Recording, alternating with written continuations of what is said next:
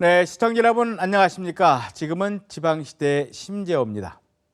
지난해 텔레그램 N번방 박사방 사건으로 세상에 드러난 디지털 성범죄의 잔인성은 전 국민의 분노를 샀습니다.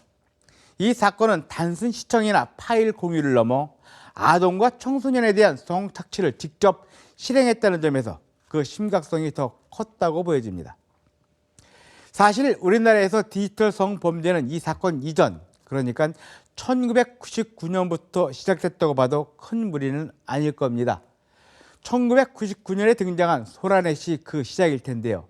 이 사이트에서는 2000년대 초부터 아동, 청소년이 등장하는 각종 불법 음란물이 유포됐지만 폐쇄는 2016년도에 이루어졌다고 합니다. 그만큼 이 같은 디지털 성범죄를 처벌할 법이 제때 만들어지지 못했다는 얘기일 텐데요. 디지털 성범죄 관련법이 제정됐고 지방정부에서도 이를 뒷받침하는 조례가 만들어지고 있습니다. 경기도의회는 전국 최초로 디지털 성범죄 방지 및 피해 조례를 만들어 시행 중입니다. 먼저 이 조례를 발의한 박옥분 경기도의원으로부터 이 조례안을 발의하게 된 이유를 들어보도록 하겠습니다. 박 의원.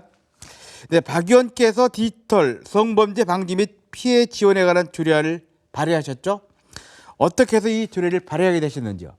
예, 모든 국민들이 다 알다시피 우리 작년에 그 N번방 사건과 관련해서 많은 분들이 그 피해를 호소했고요.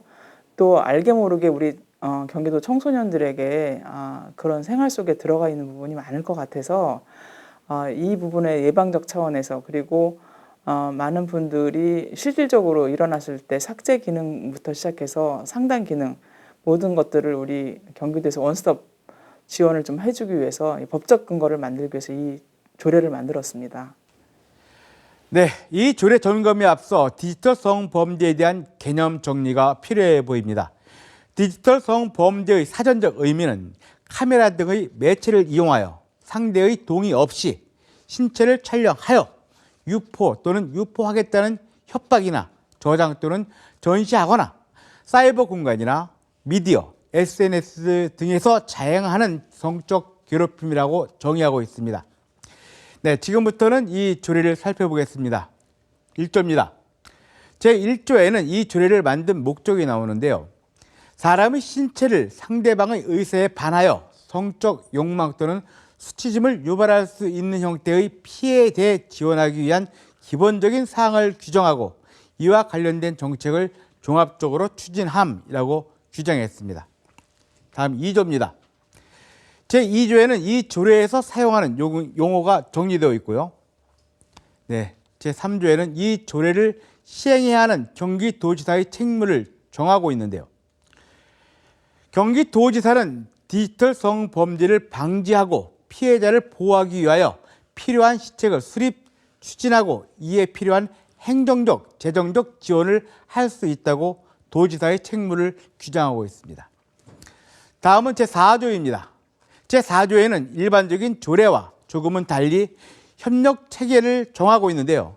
도지사는 효율적인 디지털 성범죄 방지와 피해자 보호, 지원을 위하여 경기경찰청 및 교육청과의 협력 체계를 구축하여야 한다고 규정하고 있습니다. 이 조례가 끔찍한 범죄와 관련된 것이다 보니 경찰과 또 청소년 등 학생들과의 연관성을 고려해 경기도 교육청의 협력도 필요한 것입니다. 네, 다음 제5조입니다. 제5조에는 디지털 성범죄로부터 도민을 보호하기 위해서 시행되어야 할 시책 마련이 필요함을 강조하고 있습니다. 디지털 성범죄 방지를 위한 시책 마련에서부터 피해자 보호와 지원, 디지털 성범죄 예방 교육 및 홍보에 관한 사항, 디지털 성범죄 근절을 위한 도민의 인식 개선에 관한 사항 등 디지털 성범죄 방지와 피해자 보호 그리고 지원을 위하여 필요하다고 인정하는 사항을 정리해 놓고 있습니다.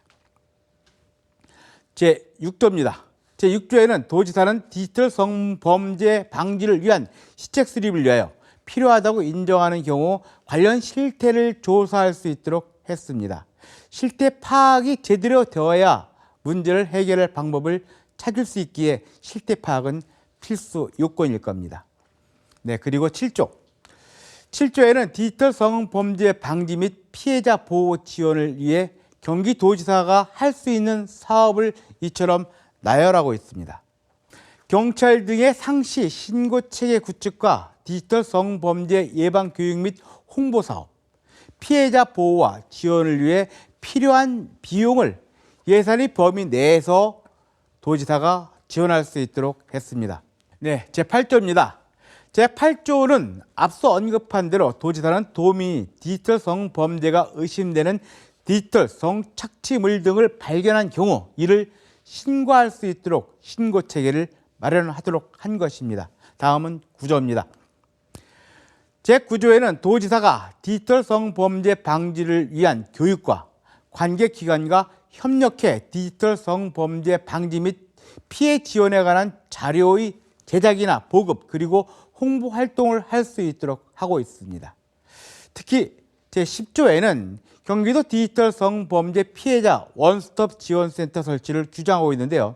경기도는 이 규정에 따라 피해자 원스톱 지원센터를 설치해 디지털 성범죄 피해 접수와 상담 지원, 디지털 성범죄 영상 삭제 지원이나 피해자에 대한 법률 지원 등등 디지털 성범죄 피해자에 대한 지원 사업을 펼치고 있습니다. 예, 다음은 제11조입니다.